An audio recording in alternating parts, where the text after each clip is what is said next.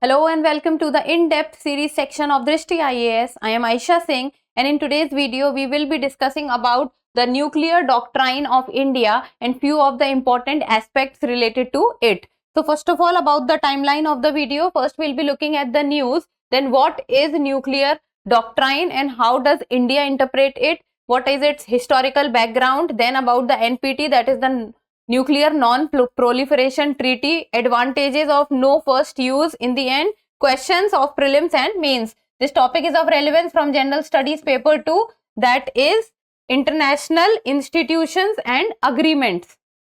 So the news has been taken from Indian Express and it says how a nuclear chain reaction and neighborhood challenges led to India acquiring its nuclear weapons. So it talks about that the story that how India acquired its nuclear weapons, what is the history that India has while acquiring the nuclear weapons.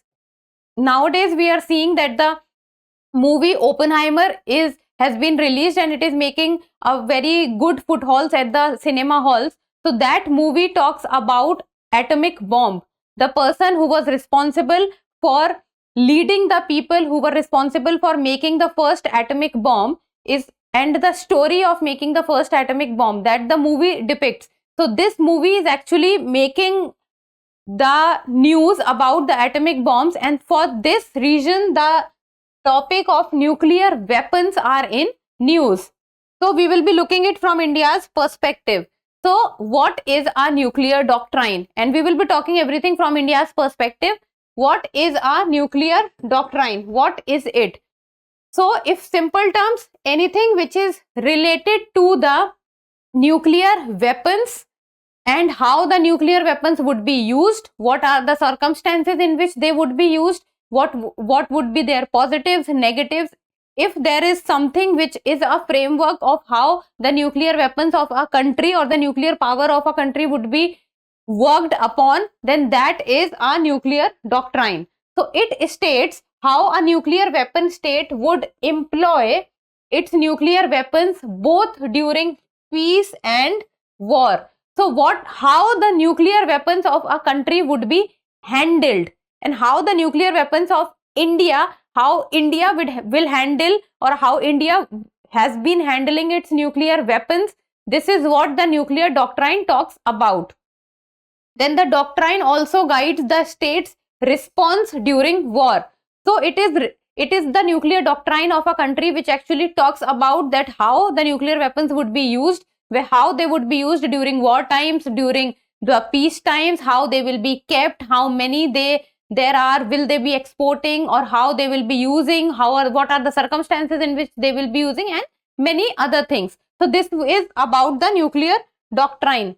Now a historical background of how India achieved their first nuclear weapons. So there are two important dates that we need to know. First, in the year, that is 1974, that the first nuclear weapon was tested and the name Smiling Buddha was given. And then the second nuclear weapon was tested in the year 1998 and that was called Operation Shakti. And this took place, both of them, in the Pokhran region. So that is called Pokhran 1 and it is called Pokhran 2. And in the second time, that is the Operation Shakti, around 5 nuclear tests took place. So let us look at the historical background, that how India was able to achieve the nuclear weapon and the tag of the nuclear weapon state. So what happened during the Second World War, and at the end of the Second World War, for the very first time the atom bomb was used, and it was used by the US on Japan's two cities, that is Hiroshima and Nagasaki. And then for the very first time the world saw how deadly atomic bomb can be. And after the Second World War, the phase of Cold War started, and there were two powers during the Cold War, and that was, on one hand it was the United States and on the other hand it was the USSR. So both these states at that point of time were powerful, and both of them started working on the atomic bombs. And after that the race started, that which country can have more and more number of atomic bombs, because at that point of time these nuclear weapons actually told the whole of the world that the country, how powerful the country it is, would depend on how many numbers or the frequency of the numbers of nuclear weapons the country possess. So that is why all the big major countries, for example, the USSR, France, UK, China, every country started working on their nuclear projects. So the nuclear program of India was initiated in the late 1940s under the guidance of Homi J. Bhabha. So India's nuclear program was led by Homi Bhabha, and the then Prime Minister Pandit Jawaharlal Nehru was against nuclear weapons. So he even asked the world powers at that point of time, the USSR and the US, not to use nuclear weapons. But at that point of time, it was unheard of, and the scaling of the nuclear weapons took place after that. Then China conducted the nuclear test in 1964, and in the year 1962, even Indo-China war took place, and just after that, China conducted their nuclear test in 1964. So this was also a very big point, that India's neighbor and India's volatile neighbor with whom India was not sharing a good relationship, they were becoming nuclear power nations. So India had to take a step to counter them, and the most important point at that point of time was that if the countries with whom India was not sharing good relationship, if at that point of time those countries can use nuclear weapons of India, then how India as a nation is going to defend themselves? And India has a very volatile neighborhood, be it China on one side or Pakistan on the other side. India needed to have something that they can stand and defend themselves. Then 5 nuclear powers, that is the United States of America, USSR, UK, France and China, and they are also the 5 permanent members of the UN Security Council. They tried to impose the Nuclear Non-Proliferation Treaty of 1968 on the rest of the world. As these countries attained the nuclear weapons themselves, so after that they did not wanted other countries also to keep on going with the manufacturing of the nuclear weapons. So they asked for the disarmament of the nuclear weapons, and they formed the NPT, that is the Nuclear Non-Proliferation Treaty, so that the technique of the manufacturing of the nuclear weapons and the use of the nuclear weapons, and talking about the disarmament, the nuclear weapons should not be used. And India is not a signatory to the NPT, because India thinks that India does not agree with the clauses of the NPT, and that is why India is not a signatory to the NPT. Then the first nuclear explosion undertaken by India was in the year 1972, named as Smiling Buddha in Pokhran, Rajasthan. Then India was committed to the policy of using nuclear power only for peaceful purposes. It is not that India said that they want to use nuclear powers for war. India also follows a no first use policy, that firstly India will not use the nuclear weapons during a war.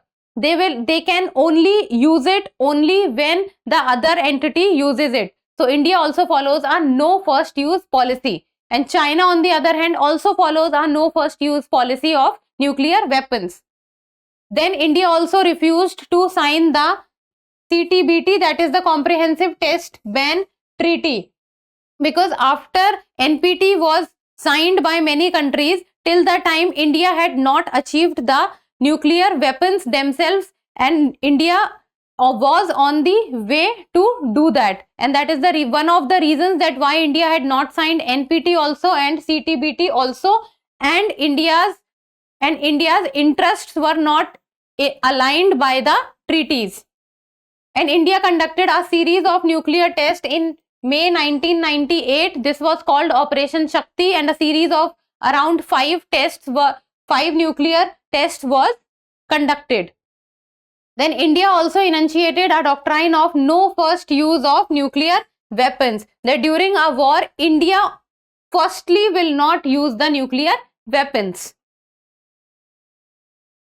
Now NPT, that is the Nuclear Non-Proliferation Treaty. This treaty was signed in the year 1968, and before this all the 5 members of the United Nations Security Council, they till now had achieved the status of being a nuclear state, and around more than 190 or around 190 countries have signed the NPT treaties till now, but India has not signed it. And with India, there are other countries also who have not signed it, like North Korea, Israel, etc. Then what does the NPT talks about? It talks about countries to give up any present or future plans to build nuclear weapons. It means if the country has signed NPT, then that country cannot work on the nuclear weapons, on the construction of the nuclear weapons in the present scenario and in future also, in return for access to peaceful uses of nuclear energy. So what will happen? The country will not use the technology or the nuclear energy for the construction of nuclear weapons, but they will in return get the access to use the nuclear energy for peaceful uses. And the objective of the NPT is non-proliferation, that is making more and more nuclear weapons will not be entertained. Then disarmament, that is if anyone is using arms, then that should be stopped. And the right to peacefully use nuclear technology. Nuclear technology should not be used for making the nuclear weapons. Instead of that, for the peaceful use of the nuclear energy, the access to the nuclear energy would be given to the state. Then India is not a member to the NPT, as I've said, and India has always considered the NPT as discriminatory and had refused to sign it. And one of the reason being that India's neighbors are nuclear powers. Both China and Pakistan, they have nuclear weapons, while on the other hand, if India would not have nuclear weapons, then India as a state would be at a loss. Then what can be the advantages of the no first use policy? So no first use policy which India follows, it means that if there is a war started, if there is a war which is started and there are 2 entities in a war, then in that war India on the first hand will not use the nuclear weapons. India can only use the nuclear weapons in its defense. Then the no first use policy facilitates restrained nuclear weapons program, so that if the countries would follow the no first use policy, that means the countries, they are saying that for the very first time we will not use it. If someone else will use it, then we will use it in our defense. So this will actually stop the use of, or this will lessen the use of nuclear weapons at the first instance.